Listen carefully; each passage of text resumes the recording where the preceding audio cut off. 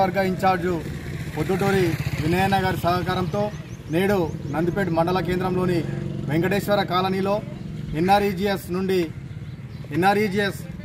నిధుల నుండి 15 లక్షలతో ఈరోజు సీసీ రోడ్డును వెంకటేశ్వర కాలనీలో నందిపేట మండల కాంగ్రెస్ పార్టీ నాయకులు అధికారులచే ప్రారంభించడం జరిగింది.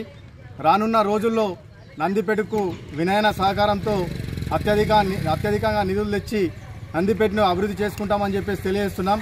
అదేవిధంగా ఈ 15 లక్షల నిధులే కాక ఇక్కడ ఎస్డిఎఫ్ నిధులతో మన కాలచేన్లోని జనరల్ శ్మశాన వాటికకు కాంపౌండ్కు 10 లక్షలు కూడా ఎస్డిఎఫ్ నిధులను కూడా మన వినయన్న గారు కేటాయించడం జరిగింది. వారికి నందిపేట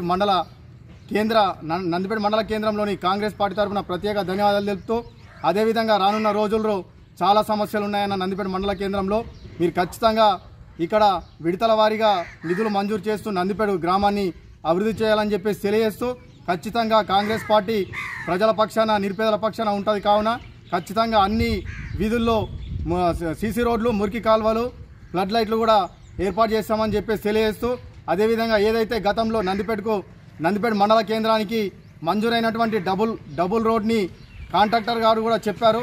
యథావిధంగా గతంలో 12 కోట్లు ఏవైతే మంజూరైనాయో దానితో ఇంకా కొన్ని బిల్లులు వచ్చేటివి ఉన్నాయి. దాని ద్వారా ఈ రోడ్డును కూడా పూర్తి చేస్తామని చెప్పేసి చెప్పారు. కావున ప్రజలు అధైర్యపడద్దు.